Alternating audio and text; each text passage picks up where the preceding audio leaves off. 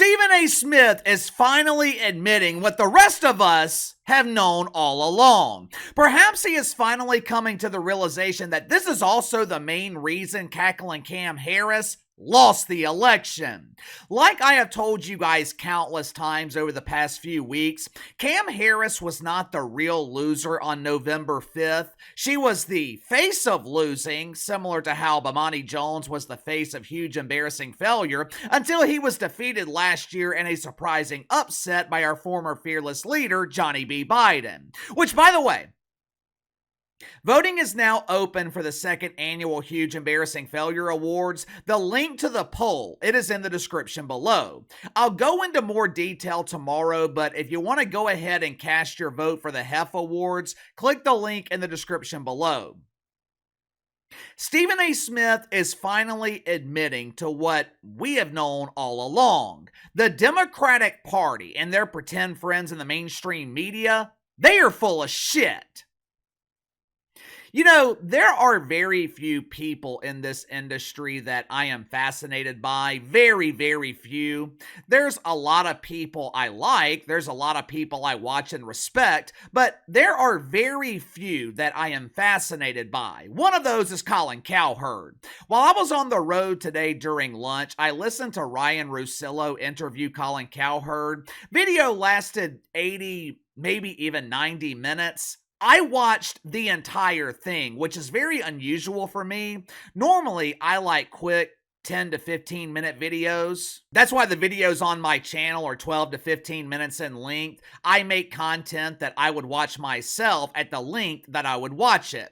But I could listen to Colin Cowherd for hours. In my opinion, Colin Cowherd is the best broadcaster in sports radio, and second place ain't even close. If you have been following my channel for a while, you've probably noticed that I often tie real life stories and analogies into whatever topic we are discussing. I learned that from Colin Cowherd. When I was in college, I would listen to Cowherd every day. I would be listening to his show thinking, I could do that. Now, obviously, I am nowhere near as talented as he is, and it took me 15 years to even realize that I was capable of doing this, but I learned a lot about storytelling. I learned a lot about making topics relatable to the average person by listening to Colin Cowherd. But one of the things that I appreciated about him the most, I always felt like Cowherd was being honest. Whether he was right or wrong, I felt like he believed what he was saying, which is something that is incredibly rare in the mainstream media. These people are great at lying. They suck the grilled wiener when it comes to being honest. Now, the other person in sports media that I'm fascinated by, even though I don't agree with him politically, Stephen A. Smith. Like Colin Cowherd, he is another rarity in the mainstream media because Stephen A., he is not afraid to call out the bullshit, even when that steaming turd is coming from his own side. Which is exactly what happened this weekend when Stephen A. Smith absolutely roasted the Democratic Party. And even though he didn't necessarily name them, I am almost 100% certain he was also calling out the propagandist in the mainstream media. If you haven't already, make sure to like and subscribe. You can follow me on Twitter at KC_BTL84. Let's go ahead and get to the sponsor for today's video, my good friends over at Fluffernoggin. It's the holiday season, which means it's time for stuffing faces and arguing with family disgraces who mistakenly believe that Jim Kimmel is a comedian instead of a grade A doofus. Over the next few weeks, you'll be eating turkey, you'll be eating ham, but one thing that sometimes gets overlooked during the holidays, the snack food. But I've got the snacks covered for you this year with Fluffernoggin. Now, you're probably thinking, what the hell is a Fluffernoggin? Fluffernoggin produces craft beef jerky made with 100% organic brisket right here in America. You don't have to worry about consuming cows raised by Mahmoud on a farm halfway across the world. Fluffernoggin's cows, they are bred and raised right here in the USA. Fluffernoggin beef jerky is soft and tender, and it doesn't require the usual dental work after consumption to remove the tough pieces that are stuck in your teeth. Fluffernoggin comes in a variety of flavors, ranging from sweet, savory, spicy, and sometimes all the above. With Christmas right around the corner, Fluffernoggin beef jerky would make the perfect stocking stuffer. Right now, they are offering 2 different specials. You can use promo code BTL50 to receive 5 bags for $50, or you can use code BTL100 to receive 11 bags for $100. Both offers come along with free shipping, so click the link in the description below. Elevate your snack game with Fluffernoggin today. Last week, the Department of Justice released a report that provided new information on the FBI informants that were involved with January 6th. Remember how a lot of people in conservative media were questioning whether or not January 6th was an inside job? You guys remember that? Do you also remember the visceral reaction they received from the woke media just for having the audacity to ask the question or make the suggestion? Me personally, anytime the entirety of the mainstream media is demanding that I believe something, I believe the exact opposite. The Boodle Brigade has lied far too many times for me to be willing to inhale their toxic mouth farts. The Covey, the illusion of Russian collusion, the Biden-Hunter laptop. God only knows what they lied about during the 2020 election. But another thing the mainstream media has been adamant about since January 6, 2021 was that the evil Orange Man caused an insurrection.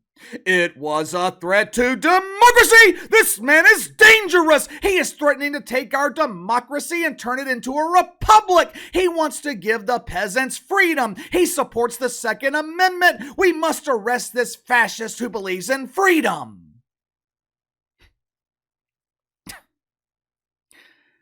I don't know what the hell happened on January 6th. I wasn't there. I have my suspicions, but that's all they are, suspicions. But here's one thing I do know about January 6th. Here's one thing I can tell you with certainty.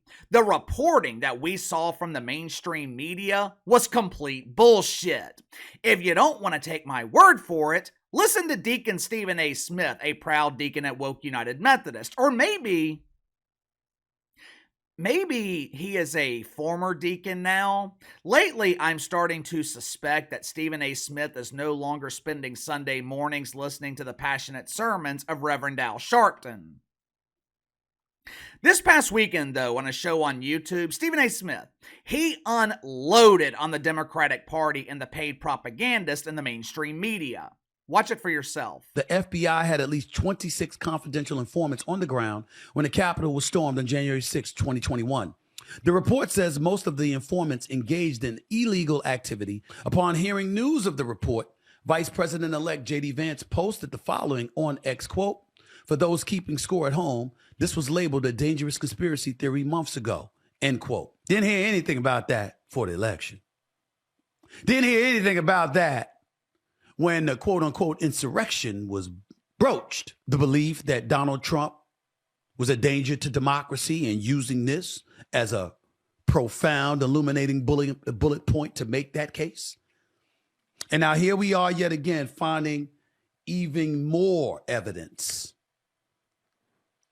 to Donald Trump's claims when he articulated that the process is rigged. I'm really, really sick and tired of every time I turn around finding something else that the Democrats have lied about or downplayed or misrepresented along the way. I see Republicans like Megyn Kelly or Officer Tatum or Candace Owens. You know what I'm getting tired of? You know what I'm getting to the Democratic Party? You know what I'm getting really pissed off about? I'm getting really ticked off at every time they open their mouth about something pertaining to y'all, they seem right. I don't know about y'all, but I'm sick of all of it. They've actually made Donald Trump look like he was right. You know, I might question some of his antics. I might question why Stephen A. feels the need at damn near 60 years old to convince people that he is a 5-star recruit in basketball. I might think it's strange that he posts videos of himself shooting threes or working on his free throws. I might think it's weird that he shows off his dunking skills while conveniently instructing the camera to hide the trampoline. As strange as his antics may be, as much as I might disagree with him politically, that clip I just showed you, that is why I respect Stephen A. Smith. He is not covering for his pretend friends in the mainstream media. He's not doing what they're doing at MSNBC, which is following the motto of Dennis Allen: keep doing what you're doing. For weeks now, MSNBC has blamed everyone but themselves for cackling Cam Harris losing and their ratings circling the pooper. While Stephen A. Smith, he is literally holding up the mirror, begging them to look into it. Towards the end of the clip, you heard Stephen A. claim that the media was making Donald Trump look like he was right this entire time, and there's a good reason for that. He was. This dude's been telling us for years that he was not involved. Normal people, we believed him. Normal people, we were willing to listen. The Democrats and the media refused to listen, which is why they're not exactly having a holly jolly Christmas. Right now, Stephen A. Smith is negotiating a new contract with ESPN. Supposedly, the worldwide leader in woke, they are willing to pay Stephen A. $20 million a year. I know that is hard to walk away from, but I really don't understand this deal from either side. I don't understand it from ESPN's side because I don't think they really need Stephen A. Smith. 2 or 3 years ago, Stephen A. had all the leverage. He was the only star at a network that hasn't created a homegrown star since they built Stephen A. Smith. But over the last couple of years, ESPN went out and they bought star power. They brought in Pat McAfee. They signed Shannon Sharpe. Hey, it's me, Shay. I don't think ESPN needs Stephen A. as much as they did 2 or 3 years ago. And from his perspective, outside of the money, I don't understand why Stephen A. would want to return to ESPN. The media landscape is rapidly changing. People are no longer watching linear television. They are no longer relying on ESPN for news and information. I'd be willing to bet more people consume sports content, sports opinions from YouTubers than they do from the worldwide leader in woke. First Take has turned into club bromance. It's nothing but grown men constantly complimenting each other, giving each other woke hugs. Who knows? Maybe they even swap pleasant pats on the ass after every show. I don't know. Great job today, Shay. I like that purse. First Take has gotten painfully boring, but I do enjoy watching Stephen A. Smith on YouTube. I don't always agree with him, but I don't have to agree with someone to enjoy their show. Stephen A. Smith is entertaining. I see people complain about him all the time. He doesn't know shit about the NFL. He's out of touch with the NBA. Hell, I have said those same things about Stephen A. Smith myself, but I always follow it up with, he doesn't have to be knowledgeable. Stephen A. is not paid for his knowledge. He's paid to be entertaining.